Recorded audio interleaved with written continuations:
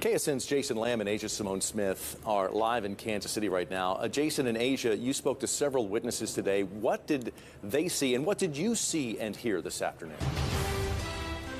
Hey, Jeff, Julia, what was meant to be a victory celebration here outside Union Station in Kansas City has now turned to tragedy. Most of the Chiefs fans who were in the area have now vacated, but there is still a large police presence. And Jason and I here were here to watch it all happen. And as soon as this celebration ended, I was standing right outside that stage at Union Station, and I saw people rushing east on Pershing Road away from the scene in some sort of a panic, while there were ambulance and snipers heading west towards Union Station and that building. And Jason, you were also heading west towards the station at that time. Yeah, I was actually going the opposite direction. I was going west across the front, really against the grain of the people who were coming the other way.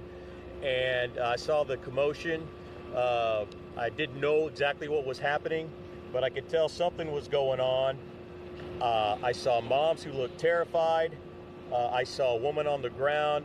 She's being rendered aid by a police officer. Here's a witness who says she thinks she may have seen the suspects. We heard like pop, pop, pop, pop, pop, and then people started running, and then we were right in front of it, right there, and then the people started running, and then the police, we saw two men, like they were dressed completely in black, and they ran past us. We were probably 5 feet away from them. Police started running after them, and then we saw someone down in front of us on the ground getting ready to be on a stretcher. We were right next to a staircase that was by like a metal fence blocking us from where the players and stuff would walk by. So a couple of them walked by just to get interviewed by the news and stuff for being Super Bowl champs. And then all of a sudden there was a staircase next to us, and we heard like a really loud sound coming from that. We weren't sure, it sounded like a gunshot, but that wasn't my first thought. I kind of thought maybe a firework to celebrate or something like that. But then everyone just dropped to the ground, and we were surrounded by police officers and people to just check and make sure we were all okay, and ask if we saw anything or saw someone that could be suspicious. But it was definitely scary, but they surrounded us to make sure that we were all okay first, before they escorted us out of the area. I should be standing here showing you the celebration that we witnessed today, a jubilant celebration. To be quite honest with you, I'm ticked off. As a former resident for 20 years of the Kansas City metro area, I lived in Shawnee, Kansas. I'm embarrassed and I'm angered, just like the police chief mentioned earlier in the 4 o'clock hour. She's angered. We should be showing you the fun and the celebration, and we're not. We're talking about a shooting, and frankly, it's embarrassing. And I'm sure a lot of witnesses are feeling the same way. We talked to many who are still processing this devastating situation. We'll hear from more of them coming up later at 6. Here for you in Kansas City, Missouri, Jason Lamb and Asia Simone Smith, KSN News 3. Damn shame.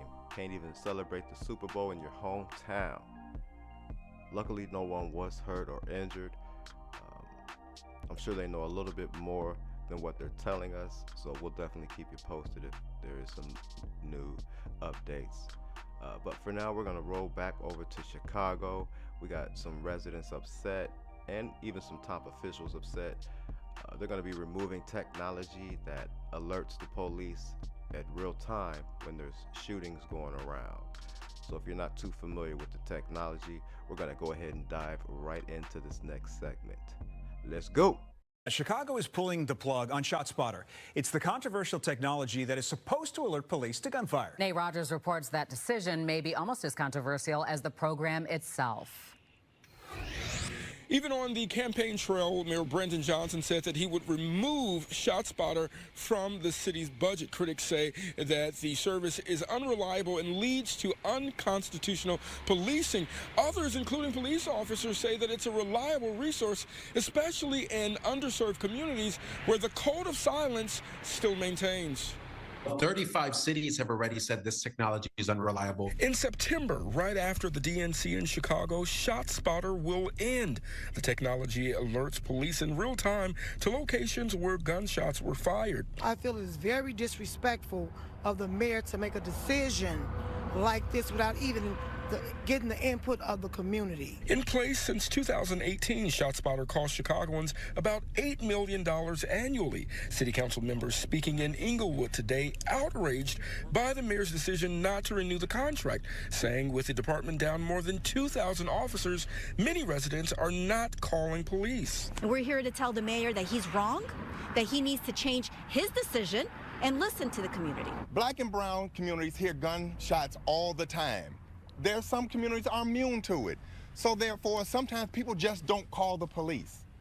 ShotSpotter saves lives. Why? Because the police will still respond to that call. On the other side, several cities have rejected ShotSpotter because of inaccuracies and red flags. What the Inspector General's report found is that the police enter every single situation with a ShotSpotter report, guns blazing, because they think that there's shots being fired in that moment. And in the case of Adam Toledo, what occurred is it led to that little boy, that 13-year-old boy, being shot and killed. In a statement, the mayor's office saying in part, quote, law enforcement and community safety stakeholders will assess tools and programs that effectively increase both safety and trust and issue recommendations to that effect. Former top cop Gary McCarthy also not a fan of the decision. I think it's a bad decision as far as catching bad guys and preventing somebody else from getting shot. Now, we must add, in the case of Adam Toledo, a gun was found in his possession. Also, the police board ordered an officer involved to be disciplined. And now the last day for ShotSpotter is September 22nd. Until then, aldermen in Inglewood today telling us that they will work to win majority city council support to overturn the mayor's plans. That is the latest here outside Chicago Police Headquarters. I'm Nate Rogers, Fox 32 Chicago.